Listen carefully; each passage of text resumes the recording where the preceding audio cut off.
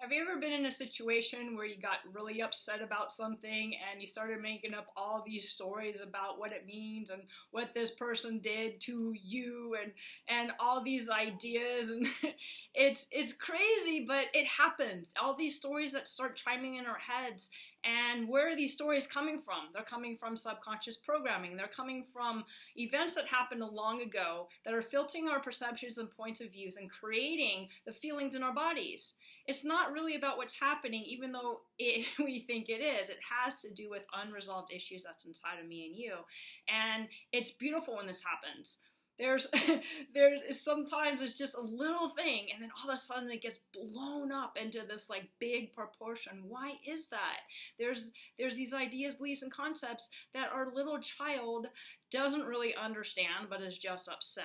Now, our little child got suppressed at that time for whatever reason. They're probably told they weren't allowed to cry or allowed to be angry or throw a tantrum, whatever. And at that time, that energy got stored in our bodies, and that energy became frozen, and we became frozen in time. And now we continue to respond and react from that same time and situation. So what's happening is we do an automatic regression. Anytime we're triggered, we automatically regress back to whatever age that feeling, that emotion was started. And it's such a beautiful opportunity for us to not do blame, which is out there, that blame them, or do shame on ourselves because we don't know any other way, right? This is how we were taught. We weren't really taught it, but this is something that happened, and our emotions are now responding in the ways that just want to be held, that just want to be acknowledged, that just want to be loved. And the thing is to know that, but to also understand what's going on. It's great to bring love to the parts that are hurting, but let that part speak. That part, if that part's angry, it needs to get angry. You can't suppress anger. Anger needs to be expressed. Sadness needs to be expressed. Trauma needs to be expressed in a certain way, and it usually comes out in tantrums. So let that part of you have a tantrum.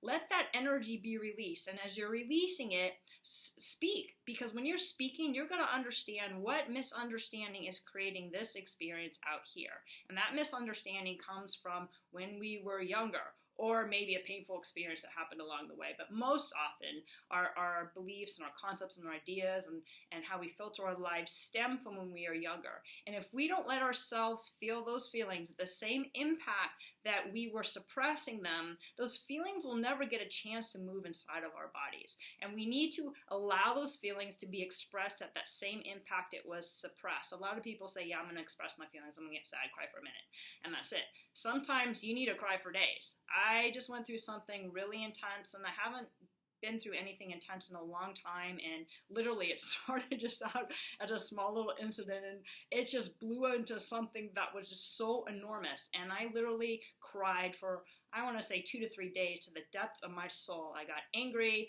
I threw a tantrum, I went through all the emotions, and I really understand what's going on deep inside of me, because it wasn't about this beautiful being that I thought it was about. It was about the interpretations that I created because of the stories that I made up about me and about this situation. It wasn't about any of that. It was about when I was little, some misunderstanding that I bought into, and that is a core wound. We don't get to our core wounds by intellectualizing it. We can intellectualize, logic, reason, all that stuff all we want to, but that's not where the healing takes place. And logic and reason may feel pleasing, but it's not going to take you to the deep understanding of what's really going on. That deep understanding isn't going to make sense to our rational mind. It's a young child. A young child doesn't think in logic and reason. A young child thinks in emotion or feels an emotion. And that emotion is stored in the body, like I said. So that emotion needs to be released in order for us to really understand what's going on internally. That's asking for compassion, love, and healing. So next time you're triggered, I invite you to take a deep breath, come back to center, be with yourself in a loving way, and just let that part of you do whatever it needs to do. You know, I say in the healing is a loving and loving is a healing, but healing isn't always loving. Sometimes we need to get super angry. Sometimes we need to get super sad. Sometimes we need to throw that tantrum, like I said. Slam whatever you need to slam. Kick and scream. Do whatever you need to do. Let that energy out. But do it with the intention of healing. Don't make sure you have that intention before you start, because this way your guides, your angels, or whatever will help you in the situation.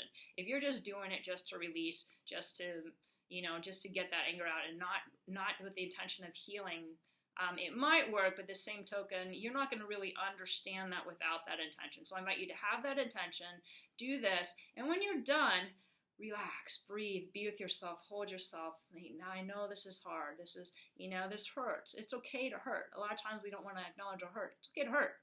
If it hurts, it hurts. Don't try to deny it. It hurts. It's like, yeah, I know. I feel you, to that part of you. I feel you. I feel you. Just like we'd want somebody to do with us when we're hurt, right? We don't want to be told what to do. We just want somebody to be there with us and just say, yeah, I get this. I maybe haven't been through it, but man, I feel you. I feel you. I can only imagine what this is like for you. Anyways, so maybe we could be our own loving parent at the same time, but also be in support of others when they're going through something, so we could actually make this world a better place through love and kindness. All right, I hope this video inspired you in 1, 2, 3, 4, 5 ways or another. I know you can do this if you choose. I believe in you, and I love